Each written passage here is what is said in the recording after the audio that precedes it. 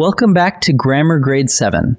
This is Unit 4, Lesson 25, and our unit is all about pronouns. Today, we tackle two useful families. First, possessive pronouns, the little words that show ownership, that tell you what belongs to whom. Second, indefinite pronouns, the ones that point to no one in particular. Both show up in almost every paragraph you write, so let's get comfortable with them. Let's dig in. Here's our plan for today. First, possessive pronouns, which show ownership. Second, indefinite pronouns, which don't point to any specific person or thing. Those are two everyday pronoun jobs, and once you see the patterns, both become easy. We'll start with ownership, then move to the indefinite crowd. Let's begin. So, what is a possessive pronoun? It's a pronoun that shows ownership, and it takes the place of a possessive noun. Watch this. A possessive noun like Dana's bike can shrink down to just her bike. One small word replaces the whole name and its apostrophe. In short, her takes the place of the possessive noun. That is exactly the trick.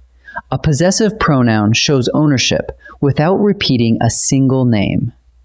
Possessive pronouns come in two flavors, and this is the first one, the forms used right before a noun. They are my, your, his, her, its, our, and their. Each of these always has a noun leaning on it. Listen. Her diary sat on our kitchen table. Her leans on diary, and our leans on table. See how each one leans on the noun right after it? That's the signal. These forms always sit before a noun, never on their own. The second flavor is the forms that stand completely on their own. Mine, yours, his, hers, its, ours, and theirs. These don't need a noun after them. They can end the sentence all by themselves. Listen. The blue tent is theirs. Ours is green. Notice that no noun comes after theirs or after ours. The pronoun simply stands alone. So these forms can finish the sentence alone, carrying the ownership all by themselves. Let's put both forms side by side so the pattern is obvious. On the left are the forms used before a noun. On the right are the forms used alone.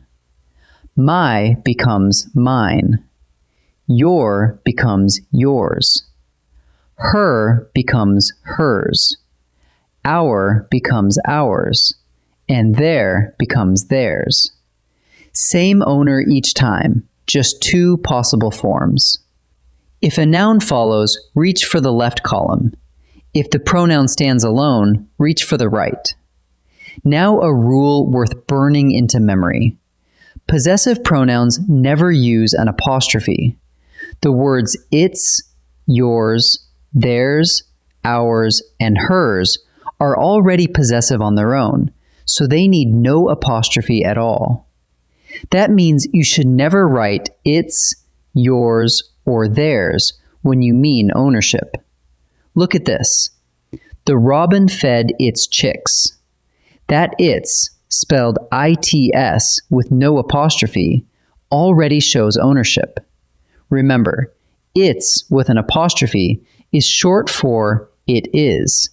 So if you can't swap in it is, use plain its. Time for our second family, indefinite pronouns. These are words that stand in for a noun without naming anyone in particular. Think of everyone, somebody, anything, each, or none. They come in three groups. Some are always singular, like each, everyone, somebody, nobody, one, either, and neither. Some are always plural, like both, few, many, and several. And a handful can go either way, like all, any, most, none, and some, depending on what they point to. The group a pronoun belongs to is what sets the verb. Here's where indefinite pronouns can trip you up: the verb. Because a pronoun like everyone is singular, it needs a singular verb. Listen, everyone on the team is ready. Even though a whole team is standing there, everyone is singular, so we say is, not are. Now compare a plural one. Both of the goalies are ready. Both is plural, so it takes are. So a singular pronoun wants a singular verb, and a plural pronoun wants a plural verb. Don't let the extra words in between fool you. Let's practice. In this first set, we focus on possessive pronouns. Decide which form fits, and remember the no-apostrophe rule. Pause the video and try each one on your own before I reveal the answer. The striped umbrella by the door is blank. Nothing comes after the blank, so we need the standalone form, and possessive pronouns never take an apostrophe. That rules out hers completely. The word that stands alone is hers, so the answer is hers. The robin returned to blank nest.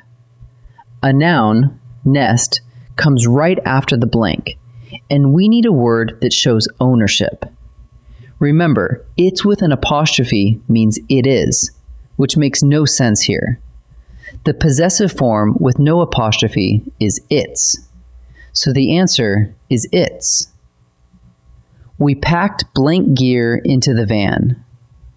The word gear follows right after the blank, so we need the form that goes before a noun.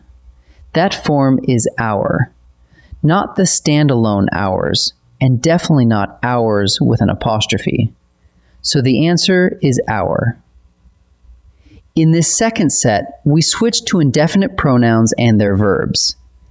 Ask whether the pronoun is singular or plural, then choose the matching verb. Pause and try each before I answer. Everyone in the chorus blank excited. The pronoun is everyone, which is always singular, even though a whole chorus is involved. A singular pronoun needs a singular verb, so we choose is. So the answer is. Both of the puppies blank asleep. The pronoun here is both, which is always plural. A plural pronoun needs a plural verb, so we choose are. So the answer is are. Each of the runners blank a number. Don't be fooled by the word runners. The real subject is each, and each is always singular. A singular subject takes a singular verb, so it's wears, not wear. So the answer is wears. Let's gather up today's lesson. A possessive pronoun shows ownership. Some sit right before a noun, like my, her, and our. And some stand completely alone, like mine, hers, and ours. And never forget the golden rule. Possessive pronouns take no apostrophe, so its shows ownership, while its with an apostrophe means it is. Then we met indefinite pronouns, which point to no one in particular. The key move there is agreement. Match the verb to whether the pronoun is singular or plural. Ownership without apostrophes, and pronouns that stay pleasantly vague. Wonderful work today, and I'll see you in the next lesson.